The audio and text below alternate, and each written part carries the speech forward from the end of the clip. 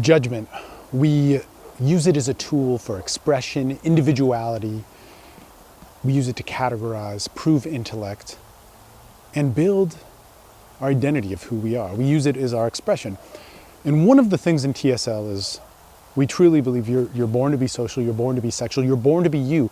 But what's so important is that if you truly express yourself, if you truly connect with the world around you, you will not be judged. And let's clear this up. By judgment, I mean there's a divide, there's a separation. There is something where we see ourselves different and can't unite. Now, a choice is different. You know, rejection can still happen. Somebody can make a decision that they don't want to be around you or involved with you. But we have this fear of judgment, and we have this dependency upon judgment, which doesn't actually fit in with what we were made to do when we socially connect. And to get deeper in this, I want you to think about this. I want you to think about the last time you experienced rapport with somebody, last time you had empathy with somebody, where you felt them and they felt you. Where was your place in judgment with that? Where was your place in disconnect with that so you could see yourself separate from them and actually have that divide, have that judgment upon them? And think about this too, if you've connected with somebody sexually, when you were in the act, when you were in the moment, what were you feeling? Was there judgment? Was there chaos? Was there confusion? Was there blame?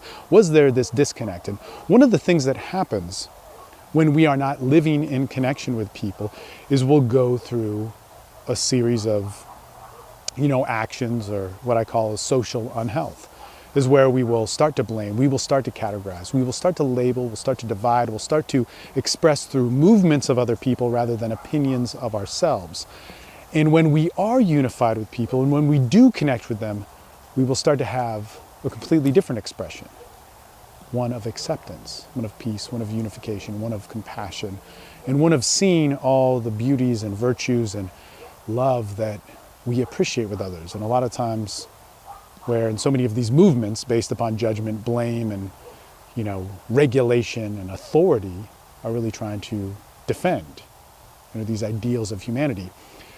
And to put this all in perspective, let me tell you a story of how I came to know this myself. So back in 2004, 2005, I decided I wanted to shoot a documentary. I wanted to make a documentary about American culture. And I would ask these questions and build a dialogue amongst it and say, what is American culture? What do you like? What do you dislike? How do you change the things that you don't like? Where do you see us in 50 years, and what gives you hope? And I set out and I wanted to interview the best minds. I wanted to interview Howard Zinn. I wanted to interview Immortal Technique. I wanted to interview Michio Kaku. I wanted to interview all these people, all these academics, these people whose books I read. Daniel Quinn, the author of Ishmael, which is a book that influenced me massively, if you cannot tell. And I went out and I interviewed them. And I never released it. I never really finished it.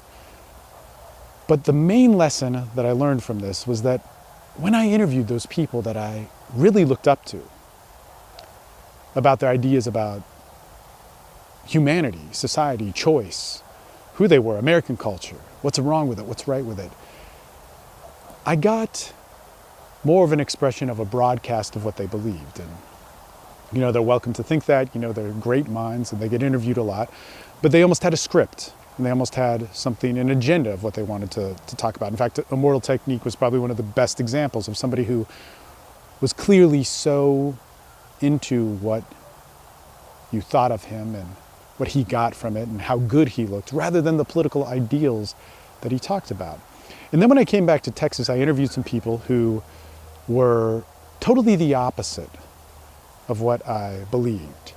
They had different political beliefs. Some of them were racist. Some of them actually truly hated people. And we're talking about the different thoughts they had and where that came from. And what was so interesting is I remember these people were using words, racial slurs freely, openly, and talking about how they disdained and disliked certain ethnic groups and certain ways of thinking.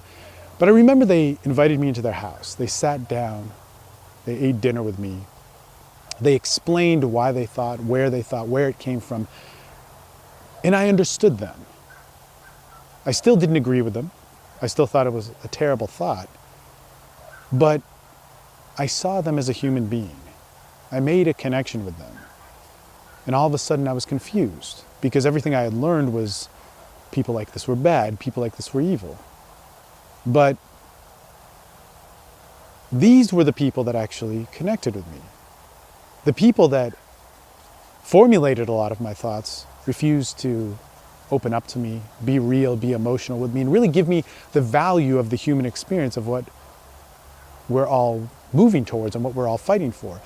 And I also remember being on the street at a homeless center, talking to a lot of homeless people, and they were telling me about religion, they were telling me about hope, and I was asking them why they believed in the things that they thought, and coming up with these things that actually see as absolutely naive and what I am quite critical of now, because so many times we think intellect, we think thought, we think reading something or having some knowledge about something or seeing a statistic gives us some sort of worth or value of sense of being, when really it is just information, and how we use that information gives us value. And I was asking them why they were religious and why they had this faith, and what that did for them and how that helped them. And I just remember a guy sitting there telling me, and he said, "Man, this is exactly what I fucking hate.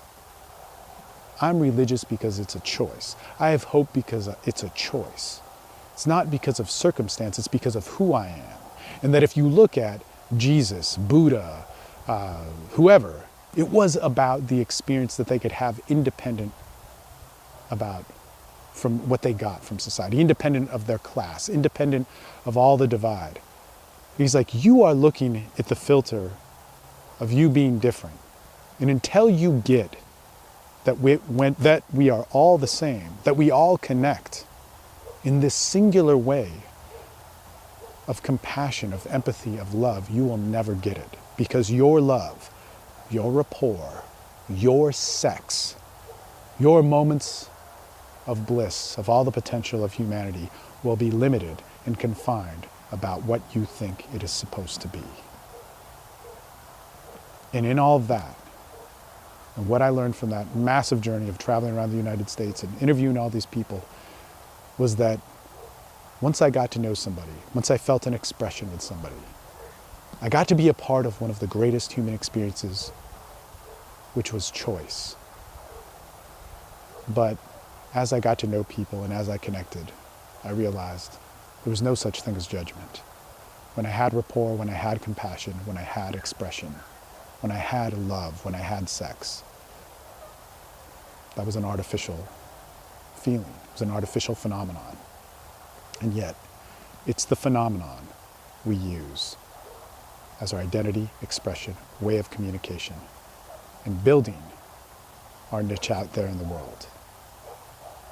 You're born to be social, you're born to be sexual, you're born to be you, and you were born to have compassion. Start there, and that's when life gets good.